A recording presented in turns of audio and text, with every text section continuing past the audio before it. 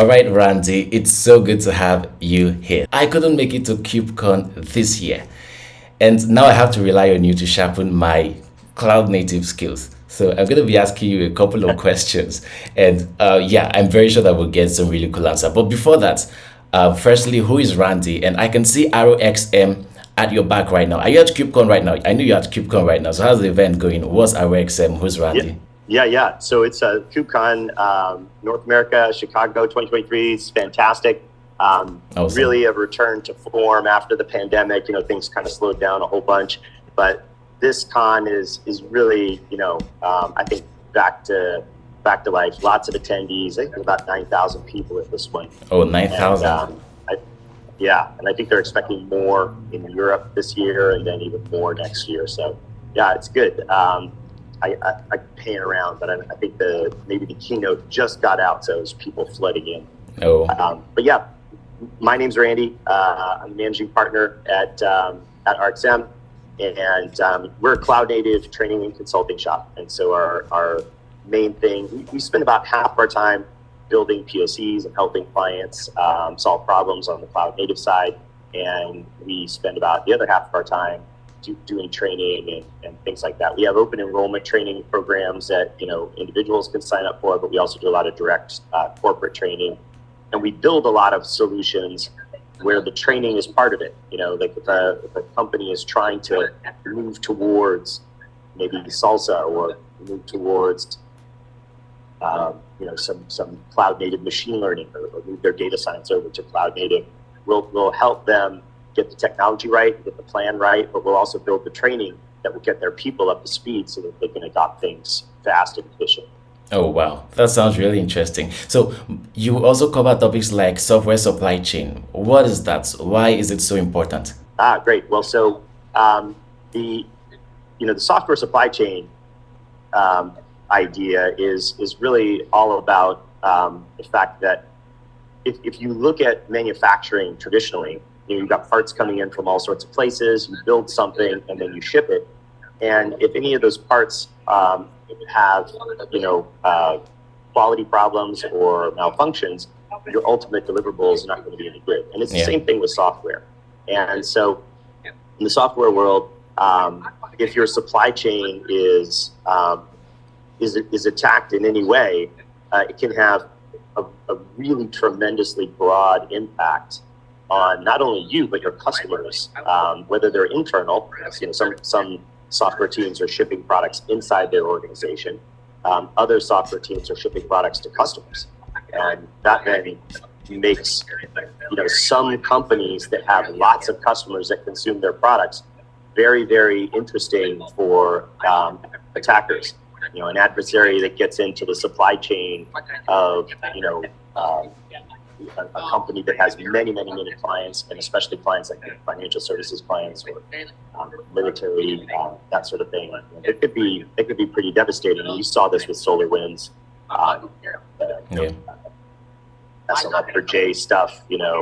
These types of things have such broad-reaching implications that it's a really big concern. And the traditional security, endpoint security, and things like that, don't really look at this challenge. And obviously, the SolarWinds event caused everybody to really take this as a serious problem and to start talking about how to create a framework around hardening the software supply chain. Oh, that's a really good explanation. So I've been diving into the concept of SLCA, which was what I was pronouncing it as for a long time, before I realized that, oh, wow, it's actually salsa. And I was Right. like, that's really cool. Why is it called salsa? But Chips and salsa, right? Yeah. oh, interesting. So what is that about? Why is it needed? So yeah, a great question. So again, coming back to the supply chain and securing the supply chain, everybody's supply chain is different. And this makes it very, very difficult to be prescriptive about, just do this, this, and this, and you're going to be in a much better posture.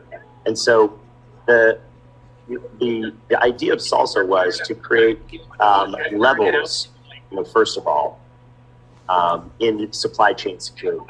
And the way that it evolved was, hey, let's just assume you don't have any, provisions for securing your supply chain. And then if we gave you a big framework with lots of requirements, it could be kind of daunting. There might not be an obvious path to get from A to B. And so the idea with SLSA is to realize, and this is something that we all have to realize, is that nothing is secure, right? Nothing is ultimately secure. You can never be secure. One of the principles of like zero trust is to assume you've been breached already, right? Yeah. And that you're just trying to control the damage, and that's a good posture to have. And if you haven't been breached, then great. If somebody does, you're going to have, it's going to be hard for them to have lateral movement, all those sorts of things. And so the SLSA approach is sort of like that. It says, hey, start here, 0, and then, level 1, we're going to add a few things. Level 2, we're going to add a few things. Level 3, you're going to get sort of the most robust security posture that we have today, but it doesn't obviate us coming along and saying, well, now we've got new tools and there are new ideas, so there's going to be a level 4. And originally, it was designed to create lots of different sort of vertical ideas in level 1 and level 2 and level 3. But even that became a bit of a challenge because some organizations, say, for example, might be very, very mature in their security for builds, but not that mature on the distribution side, for example. And so the recent rethinking has been to create tracks for these verticals. So there's a build track, and it focuses on just the security levels that you would progress through on the build side to bring your build security posture up to a high level. And then, additional tracks are expected to come along where we would be, looking at distribution or source code or stuff like that. Okay, that makes sense. And when you talk about organizations, I wanted to ask, first of all, who should be adopting SLSA, and then how can organizations maintain a higher level of SLSA? Yeah, well, most companies are technology companies these days to some degree or another. And so if you're building software or have anything that smacks of manufacturing in that area, then SLSA is probably something to at least consider. And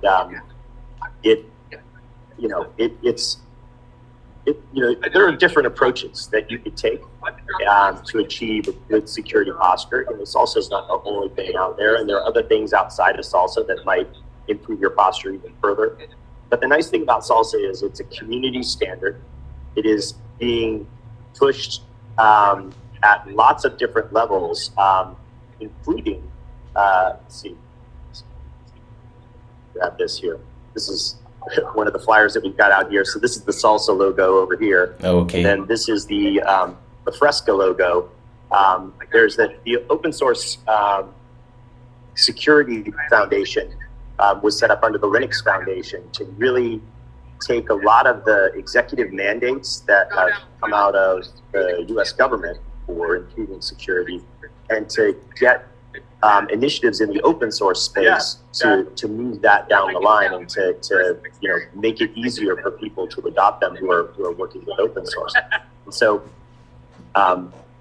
the idea of just saying, hey, here's a bunch of levels that you might want to comply with is useful. And it's brought a whole community together and given them a forum to sort of discuss different approaches. But what a lot of people need is an example. They need to see, like, well, can you just show me a level 3 framework that is already baked? Yeah. And so that's what FRSCA brings to the table. So, and if you can kind of see here on the back wall there, that's the first bullet on our CI/CD and things like that. But it actually manifests SLSA into a real solution that you can take a look at, use in the lab environment, tinker with, and then apply to your own environment, or at least ask for your environment.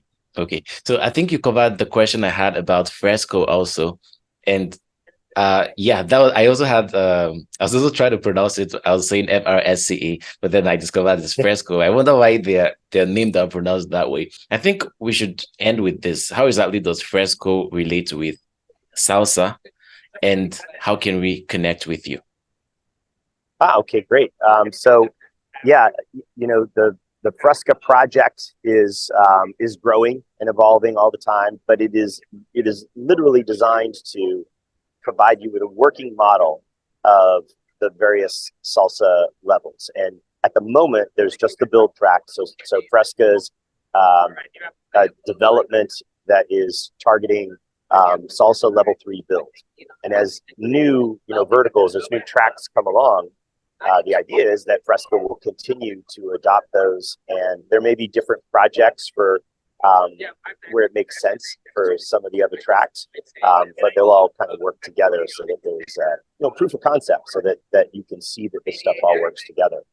And yeah, RXM, that's our domain. So we're rx-m.com. You can go to our website and find out more information about our training courses on salsa and FRSCA. Also, just general security. We have all sorts of Kubernetes security classes. We were involved in creating the certified Kubernetes security specialist exam. So we have boot camps for that to help people get certified. Yeah, pretty easy to find us. That's awesome. That's awesome. I've learned a lot from this, and super happy you joined us. Hopefully, I get to be at KubeCon next year so I can meet you in person. Yeah, come on out here. Thank you very much, Randy, for joining. Okay. Take care.